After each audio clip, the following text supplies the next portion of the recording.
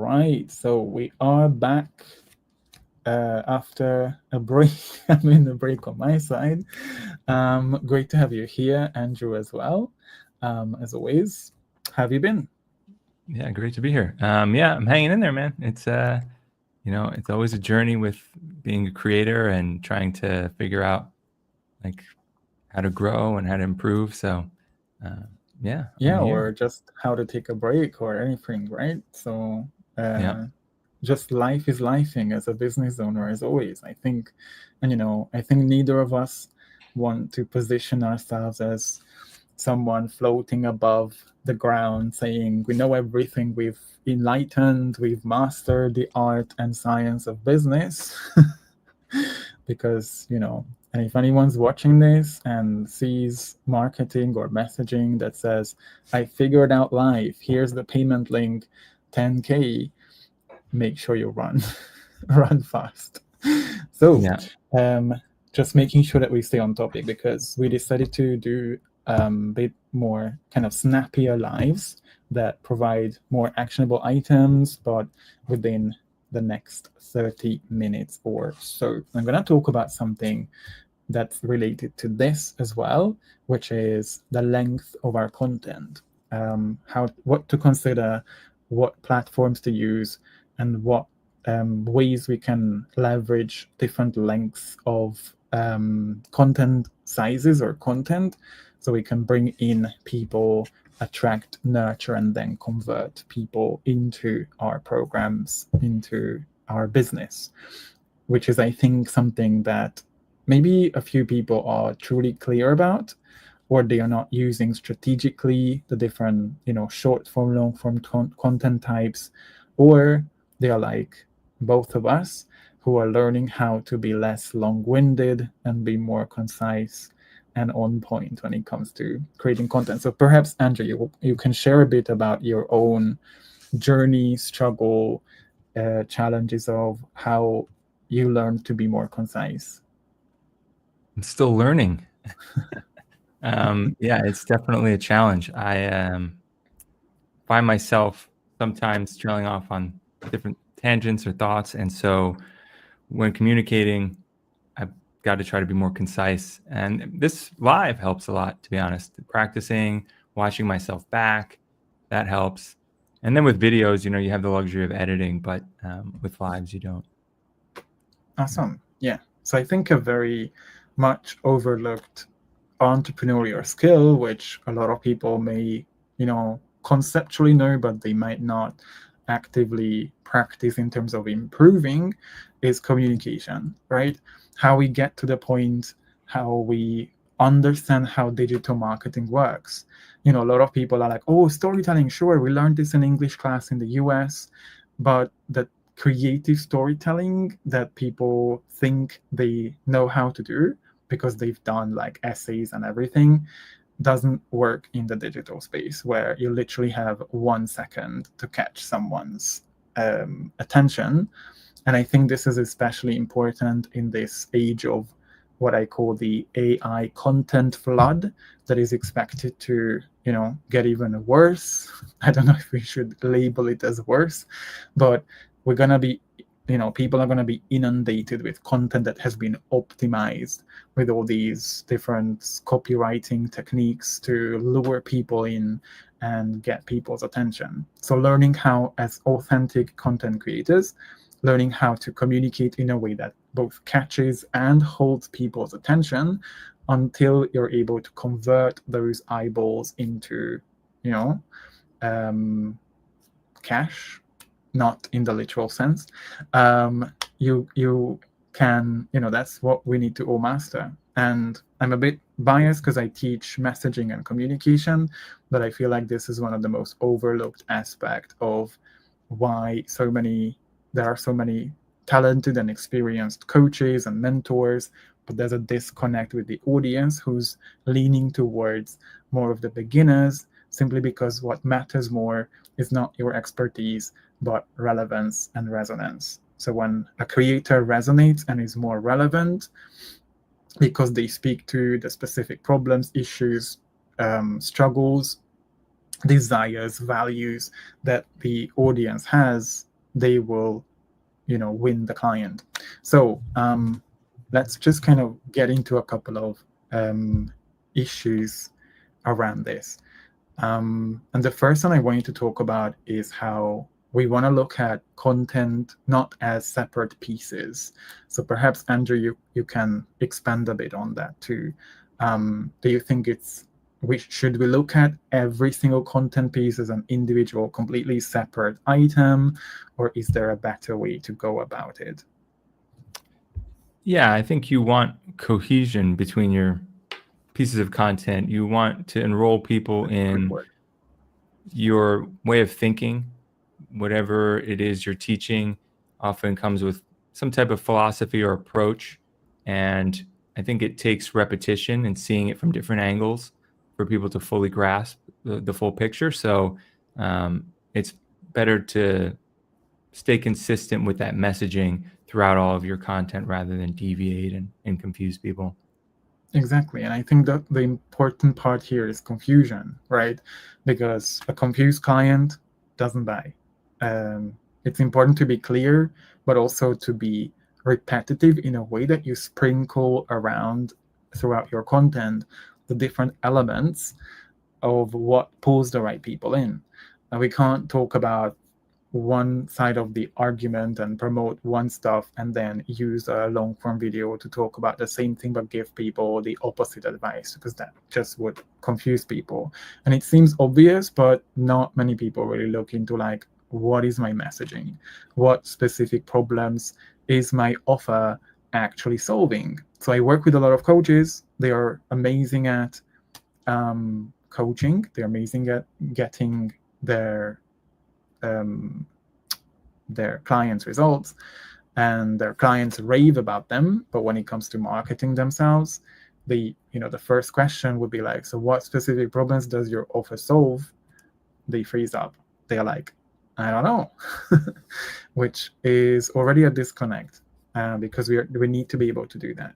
So whether it's long form or short form content, I do feel like making sure that we cross-reference. So we promote our long form content in our short form content, or we even refer to another short form content that we might have produced before that could be useful.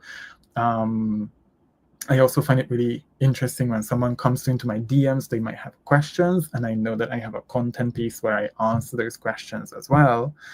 I can simply send them that to not the lazy type, like, oh, here's the link, just check out everything. But when I built some rapport, it's always great to leverage what you've already created that answers specific questions.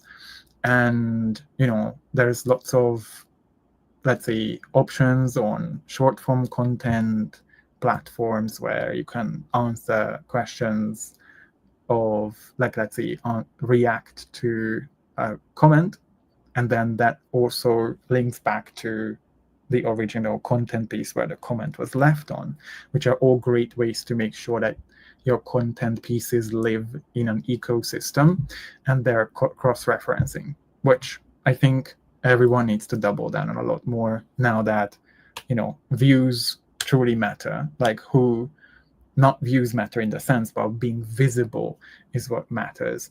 And these connection points we need to have so that someone arrives at the point that says, I trust Andrew. I know he's my go-to person. So do you see creators leverage that enough, or is there some advice you would give them besides what I've just shared?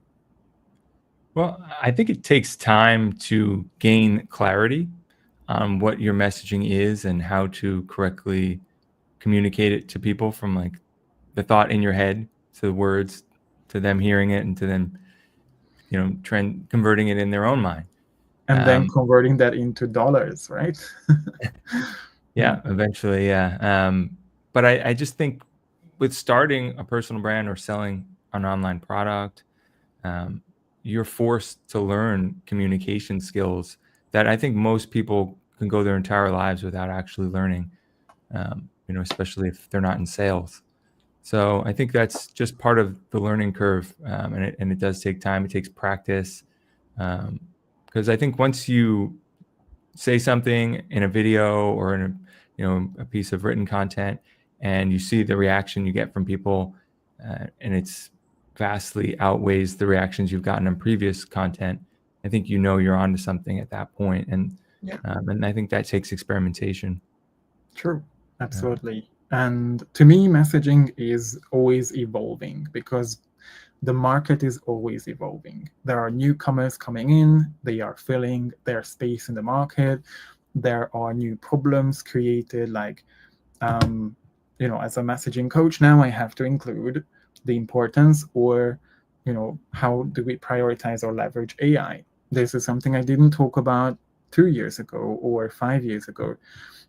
So as the market is evolving, there are certain problems, issues, desires coming up. We need to be able to evolve as well. We can't use the same messaging that we used like 2 or 5 years ago. And I think this applies to a lot of different industries. Yeah, another thing I think we need to discuss, and let's see if you agree, because I know this is something that we may not always fully agree on. Do you think that sharing information is value? you're talking about sharing free information, like free content? Yeah, sharing information, and yeah, thinking about free content and information, is that real value? I mean, value is in the eye of the beholder. If you share information that people then take and make a positive change in their lives or whatever skill they're trying to learn, I think people would say yes, that's valuable. I think when you create free content, the goal really should be to build trust so that people believe that you're someone who teaches well, that when you say something, they understand it and they're able to then go execute it. And I think when people, find that connection, they're likely to trust you and want to work with you further. Mm-hmm. Yeah, totally. So I think it's a lot more about how, again, communication, how you convey that information. Because if there are 100 people saying the same thing and they just say discipline over whatever, then you're just gonna sound like everybody else. And that, although that could be value, you won't be able to position yourself as someone who's doing things differently, which I think is getting even more important. So it's truly less about what you share, it's about how you share it. So it truly lands, distinguishes you as someone that they can trust, that they register as the go-to person, and that builds trust at the same time. Yeah, I think there's an important point that is worth mentioning. I've been talking about this in my own writing lately, which is demonstration of results. So I think the people we find who are most successful are free to kind of talk about their life philosophy because they have lives that people want to emulate. Their content people follow because it's aspirational more than it's informational or educational. You see that a lot of big creators transition from talking about the particular thing that made their audience, that grew their audience, into talking about life philosophy. Um, I could name, you probably, if you come to mind for you, I could name a dozen right now. But I think the reason is because people want to know, what does this person know that I don't? And we get tricked because we see this person and we think, oh, well, I could talk about life philosophy. The thing is, nobody's going to listen to you if you don't have a life that they want, right? So we see these people communicating poorly, and then we think, as creators, we can just jump right in there and start communicating in the same exact way, but we don't get results. And Yeah, we're because we're not surprised. communicating our lives. We are communicating the lives of the people that we aspire to be, right? I Yep. don't think that's what you mean. Like, people want to be the next Dan Coe instead of being the next James Smith or whoever they are, which I think is the foundation of a personal brand. Yeah, you're right. You made it a slightly different point, which is also really important, which is people are oftentimes trying to educate people on where they themselves are not yet reached. Like they're on this journey and they're kind of talking as though they're an expert on Yeah. something. but they haven't really gotten to that point yet. So And yeah, they I'm very, overlook. very bullish on that. Like, there's also a divide on this. People say, well, you can coach people on things that you haven't gone through. And I don't think I would ever invest in a business coach, for example, who's still doing a 9 to 5. I don't know why, but I just don't feel like that's the right person to me, because they haven't gone through what it means to be a full-time business owner. They don't know, they don't have that lived experience. And I feel like that's where we could speak from with integrity. So um, there might be situations where you could teach people what you yourself haven't gone through, but when it comes to something where people need someone who's actually experienced something, they have a proven method, you cannot truly speak from integrity if you yourself haven't embodied that. Yeah. And you don't want to learn from those people because they don't have the life that you want. They're not full-time creators. Why would you learn from somebody who you see as a step backward? Nobody's going to do Yeah. that. Right. So I think that's the mistake a lot of creators get in, and they start thinking, well, I'm communicating, I'm sharing my thoughts and beliefs on stoicism or whatever the heck else, like you said, they learned from some of these bigger creators about lifestyle design. And they're surprised that people don't listen to them, but they haven't shown people that they have a life that people want to design their own like. Yeah, I So mean, I people think, forget that our words have an energy. So it's not just communication. The way I teach communication is that, yes, you have your strategy or sales funnels. Yes, you layer on the communication and how you communicate that. But that also has a certain energy. So I could show up here and say, okay, Andrew, so what do we want to talk about? Or I could be excited. I could talk about something and people would see we have a bullshit meter in a way, right? In built in.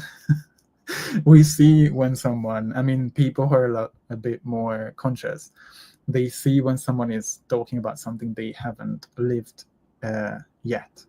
And I think that's super important. You can always teach something. Like, we are not discouraging people from running a business because they haven't had experience.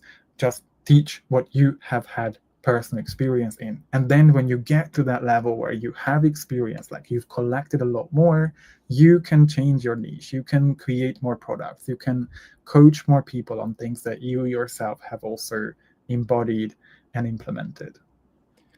right. And I think that's what people overlook is their own expertise.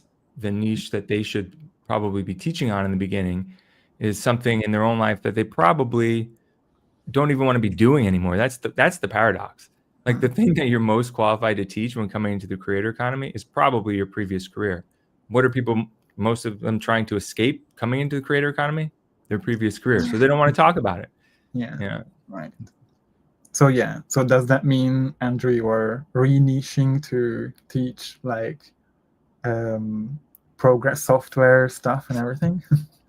You know, it would be good advice if it wasn't for, as you said, AI. I mean, I when Yeah. I first started out, I made a couple videos. I was kind of just practicing and kind of thinking I would just demonstrate that I knew how to make videos. I didn't really want to do that long term, mainly because it seemed a little saturated. But I think ultimately it would be a mistake now because less people want to learn coding. They want to learn how to code with AI Hmm. more so.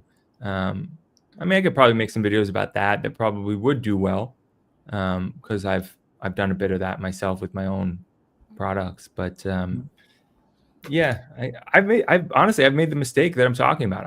I have often talked about steps ahead of where I was, Hmm. and the times that it didn't resonate are clear to me now for that reason.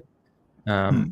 That people saw it and they thought, well, why would I learn from this guy? Like, he's got X number of followers, and he doesn't have the wealth or the following that I want. Like, Yeah. I'm not going to go with this guy. Uh, I so think we need to look at our business as an evolution. So too many people waste so much time overthinking of like, this has to be the perfect and the only thing that I do for the next 5 years. So what should be my niche? What should be my offer? When the cool thing about business is that you can change anytime. the things you don't like. You can add things, you can take things out. And it's more of, I think we talked about this before, it's more of an evolution, it's more of enhancements, so you get to improve. You can take things out of the product suite. Maybe we can dedicate another live to this as well.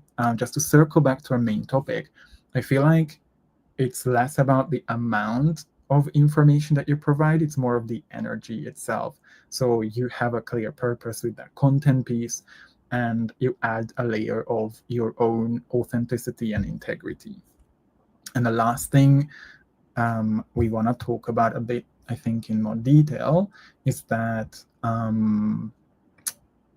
a hook isn't enough. Like, a lot of people are crazy about hooks, and yes, they are important. Yes, having a thumbnail and everything else is, I think, 80%, 90% of what decides whether someone clicks and watches it.